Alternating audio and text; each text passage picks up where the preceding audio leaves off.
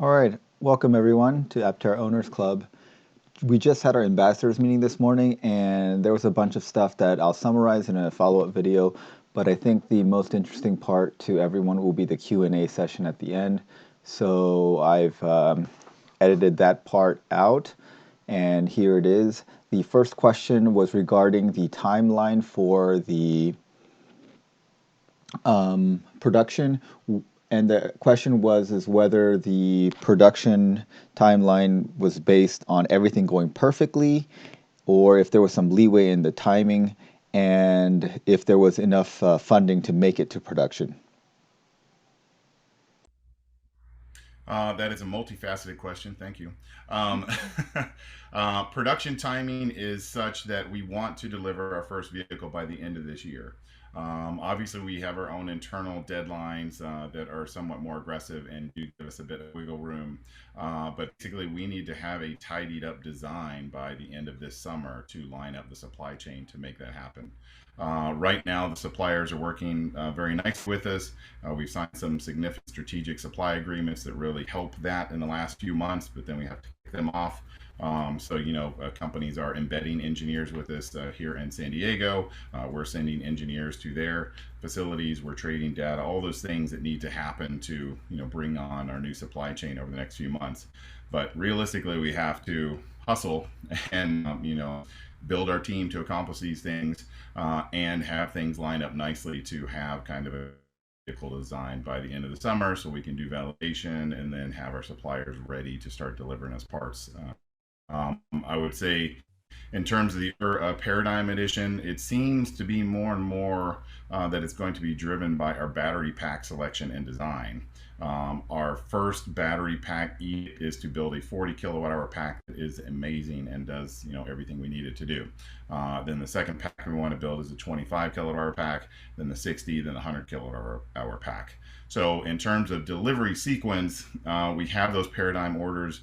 Everybody that ordered a Paradigm Edition, you're in line, but we think we will deliver the 40 kilowatt hour first and then the 25 kilowatt hour second. So if you want your vehicles early in 2023, I would probably think about mentally repositioning your order and then actually repositioning your order when we start to announce kind of delivery dates. If a Paradigm Edition, you're first in line, so you just need to go and change your order to whatever those is, but we don't have enough information to tell you exactly. Also, the battery packs may be a little different size, so we've been saying 40 kilowatt hours, but it may be 41 or maybe 38. We don't know yet because we're still, Luke and his team is working on the battery packs, and in the next few months they'll come to us and say, Chris, it's 39.3 and this is how far it'll take you, and then we can start to tell you guys what that actually is. So Okay. Great answer. I think that probably answered a lot of people's questions. Appreciate that. All right, Ozman, you're up next. Kind of follow up on that. During the investors the webinar, you mentioned the order of production on that. Are we saying you're going to produce all of the 40 kilowatt hour ones before we move on to somebody else? So somebody ordering today would be before somebody who orders a 25? Yeah. awesome. No, we will just start bringing the 40 kilowatt hour pack, and that will be in production, and then we'll introduce a 25 kilowatt hour pack, and then we'll be building both the 40 and the 25 kilowatt hour pack on the same line. So then it will be kind of by order. So every vehicle that's rolling down our assembly line, one may be a 40, one may be a 25, one may be a 60, but we'll just have more options available to the assembly line. So eventually, Yeah, we'll all be four delivering would be both. coming out at the same time, being produced. Yep. And just a quick clarifying point on that too. Our team is going to be reaching out to everyone, starting with our Paradigm owners, and we'll be contacting you, letting you know kind of the whole details on what's coming when, and giving you an opportunity to adjust as needed. So rest assured, you'll be hearing from us personally over the next couple of months as it gets closer to time for production. Okay, Jose. I had a question about the charging. My understanding is it's going to be a CCS port, and the CCS3 standard calls for bidirectional charging. Are you planning to make it V2G capable? We are trying to make it V2G capable, but it's a supply chain issue. We are still evaluating several different charging technologies and trying to decide which one we want to go with. I wish that we had a better answer, but we thought we were getting close a couple months ago, and then a bunch of monkey wrenches got thrown in. There are still standards that we really like and really want to include in the Aptera, but it has been more difficult to run them fully to ground. We will have to have a decision by the summer, so we'll let you know then. I think bidirectional charging isn't absolutely necessary. I think we could have two charge plugs. One is for grid connectivity and one is for regular charging. So I think that would suit people's needs quite nicely. I wish that somebody had adopted a standard that was in use, but there doesn't seem to be a standard any bigger automotive company is using for bidirectional charging. It just doesn't exist yet. 15118-20 is supposed to publish this month, for what it's worth. Yeah, we wish that the SAE could not only release standards but also make people use them. Unfortunately, they get the standards out and that's great, but unless commercial will adopt them, if they aren't used, then they aren't commoditized. And if we can't buy a charge plug for less than $200, then we're not going to spend $3,000 on a charge plug because they only build 2,000 here, right? Like a J1772 is in production. Tesla's supercharger plug is in production. Those things are commoditized. CCS is in production. So I think those are kind of the realm that we're existing in, probably. CCS is supposed to be bidirectional. So. Yeah. Thank you so much for your question. Before we move on to Raj, Chris, maybe you can clarify. I'm seeing a lot of questions in the chat here just regarding international and kind of how that plays in with Paradigm. We do have some international customers who have Paradigm. So can you give us any updates on timing or kind of process for that? Is that going to be 2023 or probably closer to 2024? Any thoughts on that? Obviously, the first vehicles we want to deliver, we want them as close to home as possible because we want to take care of those people as best we can. And if there is any hiccups in the beginning, we want to keep those vehicles on the road as much as possible. But we do hope to deliver internationally as quick as possible too. So we're not creating any kind of arbitrary, we don't want to ship overseas.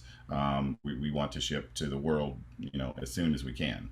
Unfortunately, some people will be in places where government regulations prohibit us from shipping things right away without a ton of paperwork. Some places are relatively easy. We're a motorcycle, so that does make it easy for a lot of parts of the world. A lot of parts of Europe, if you ship under 1,000 vehicles a year, it's pretty easy.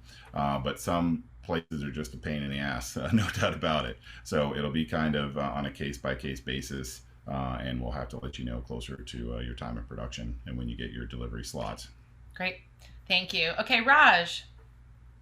Just a quick question about the side mirrors. I noticed on the beta, it looks like it might be the new side mirrors they have to do for regulatory.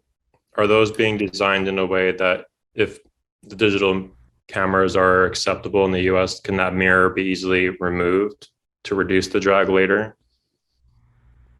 That's a good question. We cannot comment on how users might adapt their vehicles in the future once in the field. But the FMVSS has pretty strict requirements for it, and they're telling us we need 10 square inches of reflective material on each side of the vehicle. So we're putting 10 square inches of reflective material on each side of the vehicle. Great. Thanks, Raj. Orlando. Can you hear me? Yes, sir. We can. Hello? Oh, okay. I'm really impressed with the composite body and the whole thing with the safety integrity of the body. And you've even said it's 7 times stronger than steel. So my question is, could you please speak to crash testing? For example, I researched there's different entities. It could be the National Highway Traffic Safety Administration. It could be the Institute folk. What's your timeline for crash testing? And if so, when would you folks be releasing video of the crash test? That's what I'm really looking forward to. We will. We want to make the safest Aptera possible. In previous FMVSS FMVSS test, we had the highest roof crush strength of any passenger car on the road. We will go through those tests again. Most of them are FMVSS related. They'll be carried out by a third-party testing agency. We'll take the vehicle to that agency. We'll do the test. We'll record it. We'll let you guys know how it goes. But more importantly, it's for internal data use. We have all these computer simulations that show us how our composite structures and crush structures will perform in those FMVSS tests, and the tests really just calibrate our simulations. And if our simulations perfectly correlate to the actual test, then we know that if we make changes to the vehicle and re-simulate, then it should act the same. So really that's what they're mostly for, but the byproduct is we get videos that we can show people to say, okay, look, this is how it slams against a wall, this is how the roof gets crushed, this is how side pole stuff works, and people can go, okay, I feel that the Aptera is safe and I can drive it and I can, Great. So you'll be Thanks, crash testing the Orlando. Gamma vehicles, I'm assuming. It will probably be some, we don't really know if Gamma is going to exist, kind of betas slamming into Gamma and Delta, and they're all kind of becoming the same thing. The true intent of Alpha, Beta, Gamma, Delta is just by Delta, we want 98% production parts in that vehicle. So it really doesn't matter what we call them, it's just the amount of production content that is in each one, and the pre-production Deltas need to have substantially complete production parts. So that's probably what we will put against the wall. Awesome. Thanks, bro. Perfect. Yeah. Thanks, Orlando. Orlando. Sai? Go for it.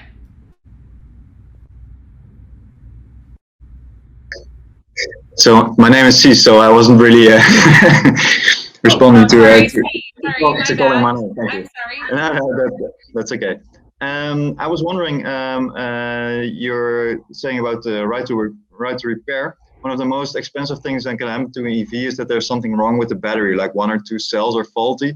I see a lot of EVs being for sale for like a few $1,000s, and they're completely fine, but the battery's dead.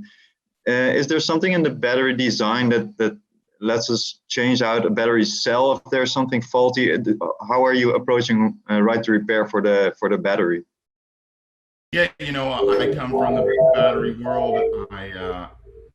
There's some feedback. I come from the battery world. I have my company, Flux Power, took public a few years ago. I've been to more battery factories than I hate to admit to over the years. And I've seen great strides in battery technologies over the last few years. I think when you think about problem electric vehicles that had one or two cells go bad, those are vehicles that were built 5, 6, more years ago. Today's batteries are terribly consistent in terms of quality, and we're really building our battery packs as kind of monolithic units. If something goes bad in the battery pack, it will need to be sent back for depot service. And this is not unique to Aptera. This is something that the whole industry is going to look at. Tesla's battery day. Tesla's making it into a structural pack. That's one big monolithic block of batteries, bro. That's just how it is. And if one of those batteries goes bad, then the whole block gets changed out. And that will be the same with Aptera. So we try to make it very modular and easy to pull that pack. The great thing about the Aptera is the packs aren't as huge as other electric vehicles. We only use a quarter of the power. So that means you have a quarter of the battery pack to go the same distance. That means it's a quarter of the weight. So if you try to pull a battery pack and send it back to somebody, it's not this huge monstrosity of a battery pack that a lot of other vehicles would use. I mean, the battery pack in the Ford Lightning pickup truck weighs more than the whole Aptera. So you try pulling that battery pack and sending it somewhere, and it's going to be a big old pain in the ass. So we hope that our strategy is a sound one. It's not uncommon, but yeah, you aren't going to be able to pluck one battery out and change it out. The pack is going to be a monolith pack. And warranty on the battery pack? I'm sorry? The warranty on the battery pack, do you know what it will be? We have not. We're still kind of determining what the battery pack will be, and that's a lot of the supply chain. What will the battery supplier, the cell supplier, warranty the cell to, and then it kind of transfers to us. So we probably won't announce warranty details till right before production. So probably later this year. Okay, thank you. All right. Thank you. Thanks, Keith. Okay, Keith, well, we have time for maybe one or two more questions if you guys are quick, so go for it. Okay.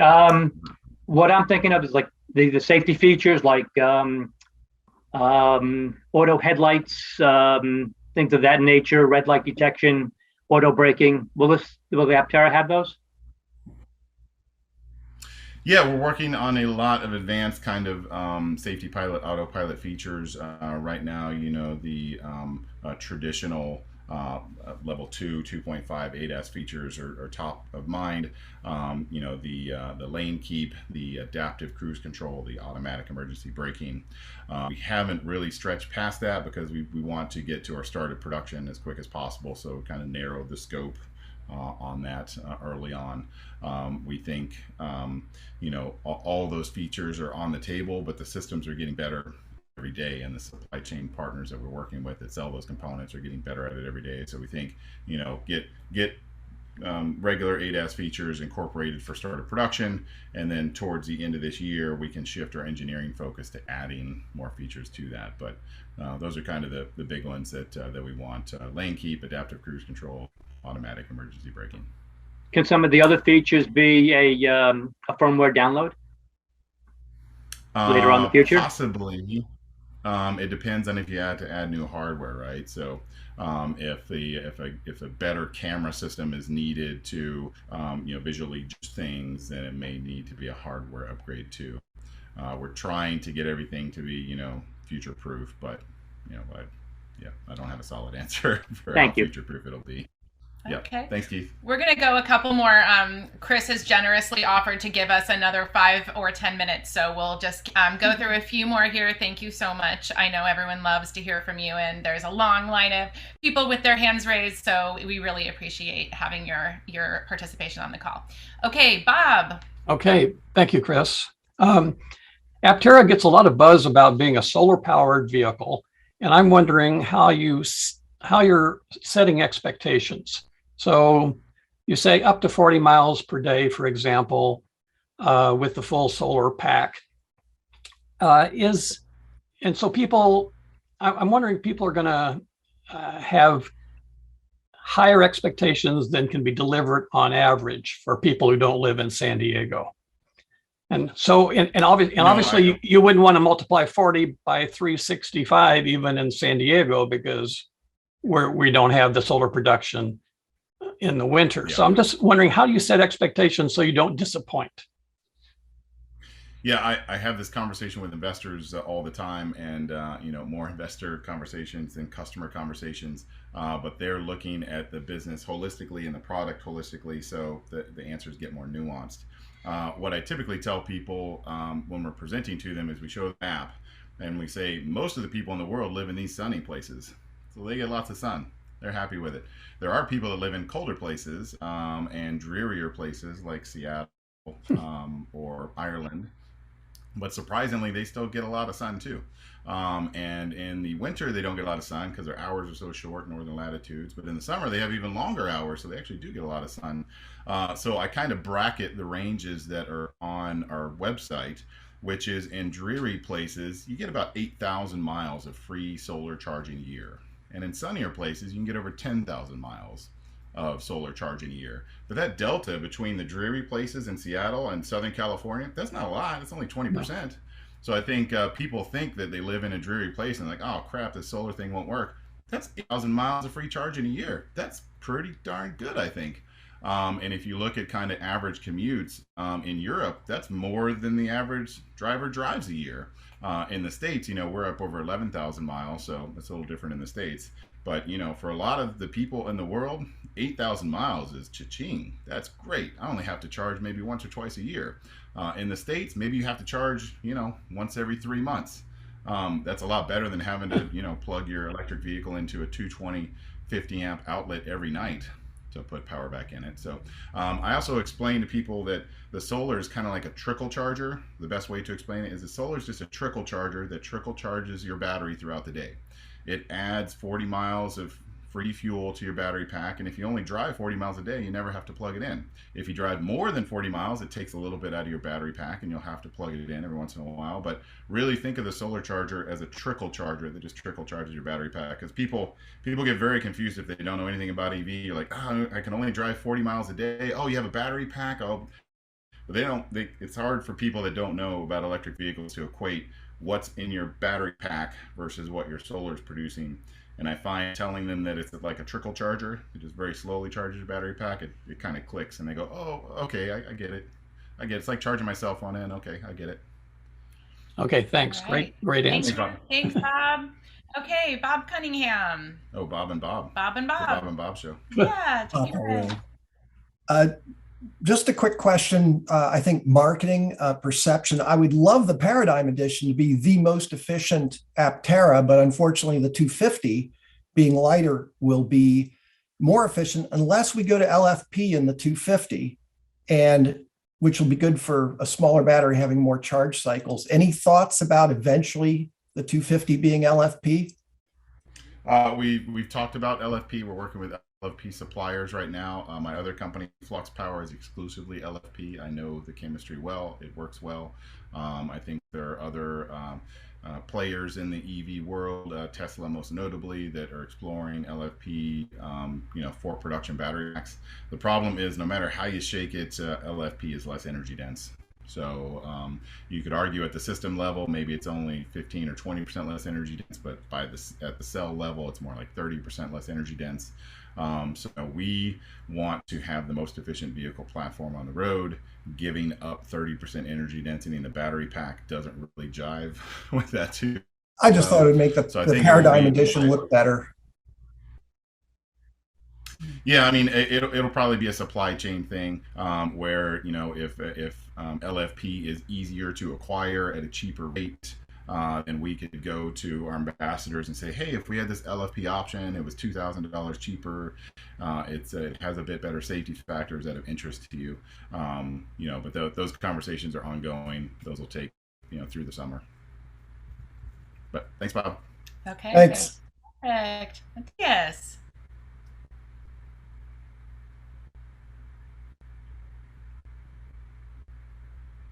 Go. We're ready for you. Oh, great. Oh. Oh, cool. Thank you for taking my question, Chris and Sarah. Good to see you. Yeah, after so many years, finally be able to meet you. Very cool.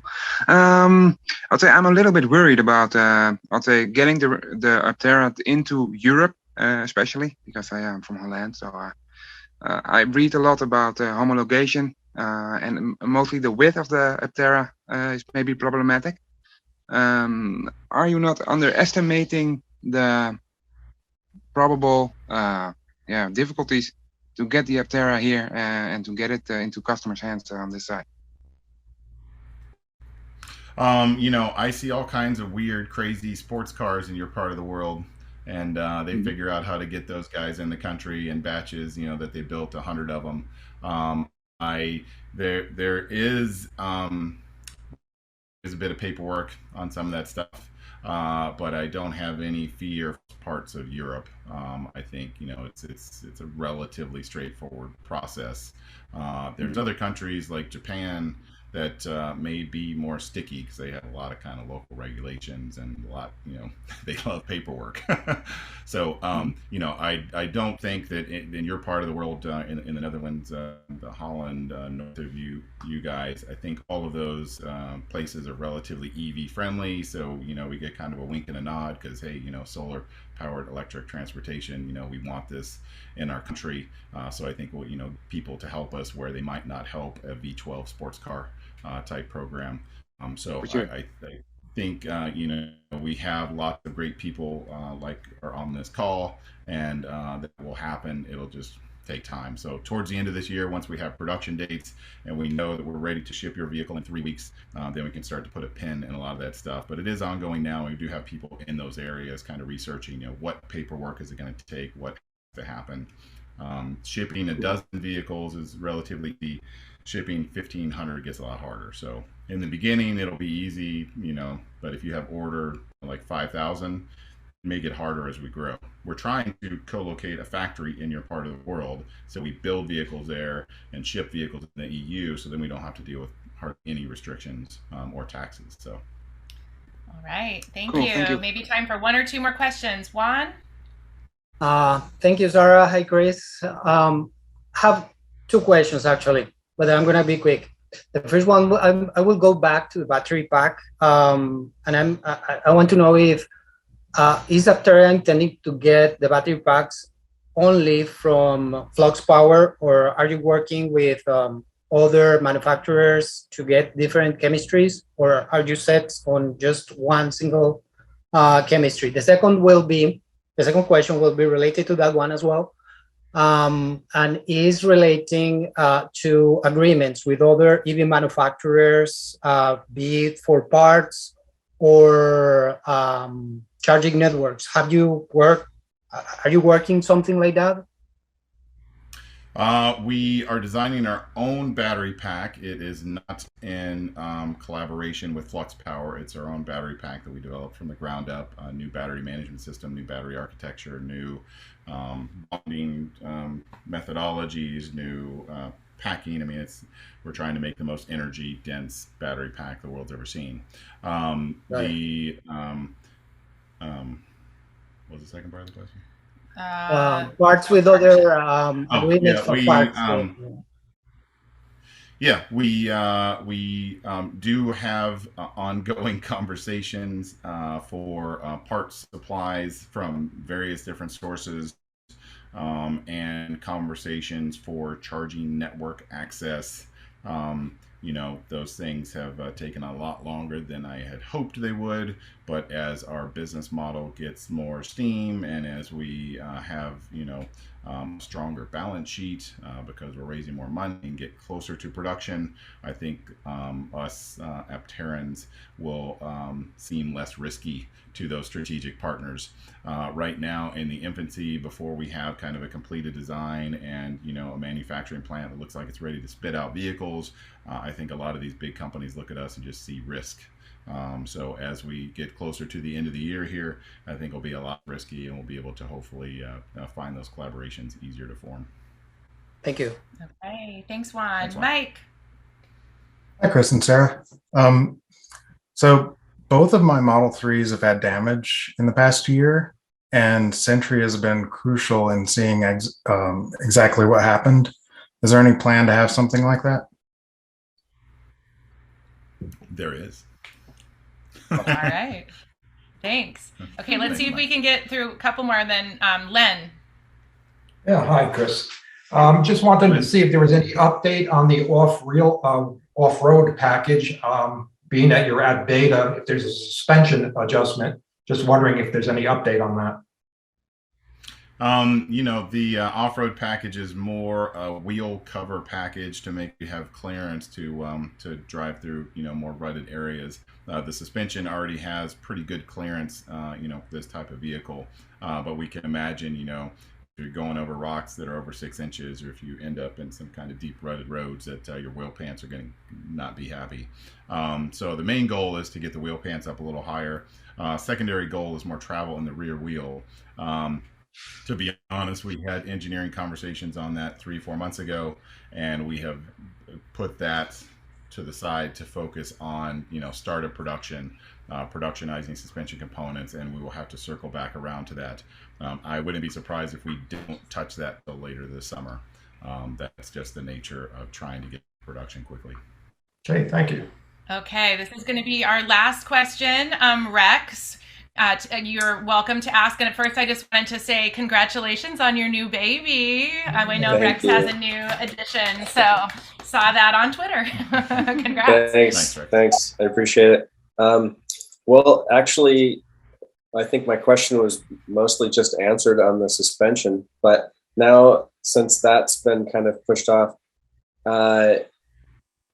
will there be enough clearance around the suspension springs, struts, shock absorbers, however you want to call it, to fit an airbag in the future? Like 6 inches of diameter. That is a good question. I do not think so, but there are other systems that can change your shock topology without it being a big airbag. So, I think we are looking at some of those systems, especially for the rear wheel. But I do not think airbag suspension in the front, at least is a thing, just because everything's tight up there.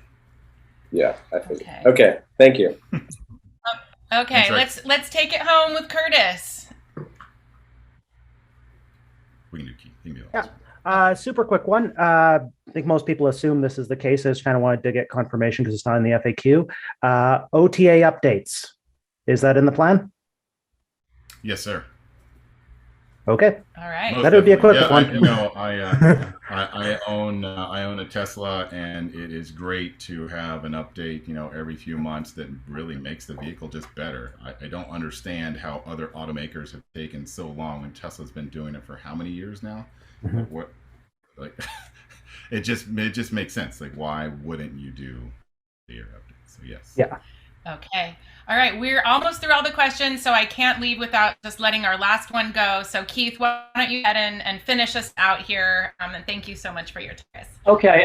It had to do with production. Have you thought about reaching out to high schools and things like that to find graduates who might want to come help with production, and then they go back home to their hometowns or whatever and be repair people for Aptera?